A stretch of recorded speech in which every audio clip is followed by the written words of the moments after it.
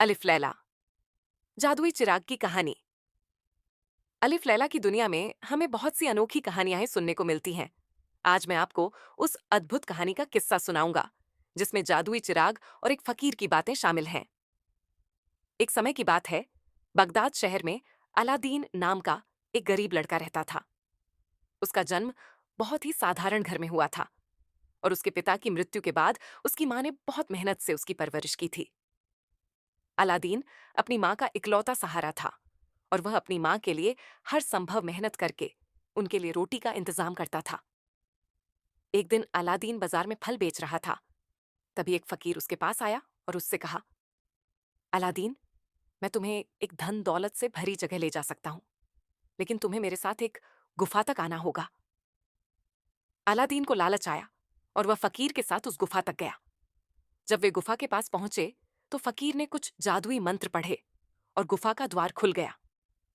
फकीर ने अलादीन से कहा, इस गुफा में एक जादुई चिराग है, तुम उसे लाओ और मेरे पास ले आओ, बाकी सब सोना तुम्हारा होगा।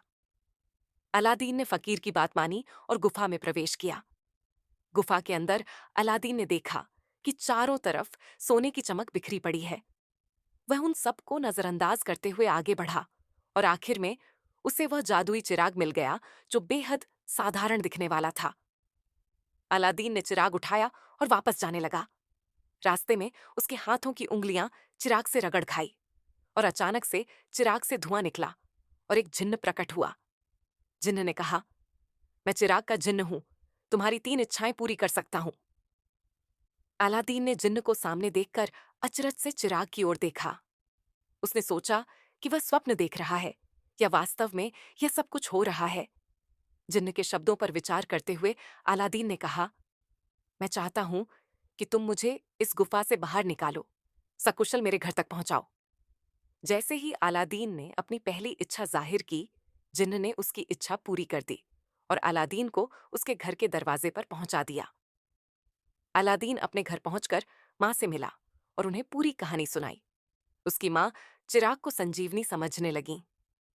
अगले दिन अलादीन ने चिराग को पॉलिश किया और जिन्न पुनः प्रकट हुआ। अलादीन ने अपनी दूसरी इच्छा बताई, मैं चाहता हूं कि तुम मेरी मां और मुझे एक ऐसा महल दो जो इस दुनिया में सबसे भव्य हो। जिन्न ने फिर से उसकी इच्छा पूरी की और एक शानदार महल उपस्थित कर दिया। अलादीन अब एक धनवान शहजादे की तरह अपनी मां के साथ उस महल में रहने लगा। उसकी शानो शौकत की खबर पूरे शहर में फैल गई और राजवंश भी उसकी ओर ध्यान देने लगा। इसी बीच अलादीन ने सुल्तान की बेटी जस्मीन को दिल दे बैठा। उसने जिन्न से अपनी तीसरी और आखिरी इच्छा के रूप में जस्मीन से विवाह की इच्छा प्रकट की। जिन्न ने उसकी इच्छा को साकार किया और अलादीन एक भव्य विवाह समारोह के बाद सुल्तान का दामाद बन गया। उनकी शादी में सारे शहर ने भाग लिया और यह शादी एक अद्भुत कहानी के रूप में इतिहास में दर्ज हो गई। अलादीन और जस्मीन ने बड़े प्रेम के साथ अपनी जिंदगी बिताई और उनके महल में खुशियां हमेशा बनी रहीं। लेकिन कहानी यहां खत्म नहीं होती, क्योंकि फकीर की बुरी नीयत अभी भी अलादीन के चिराग के पीछे थी। वह जीवन भर उस चिराग को पाने की कोशिश में लगा रहा। क्या अलादीन और उसकी खुशियां सुरक्षित रहेंगी? क्या फकीर उस जादुई चिराग का मालिक बन पाएगा या अलादीन की अच्छाई की जीत होगी? ये एक और किस्सा है जिसकी चर्चा हम किसी और दिन करेंगे।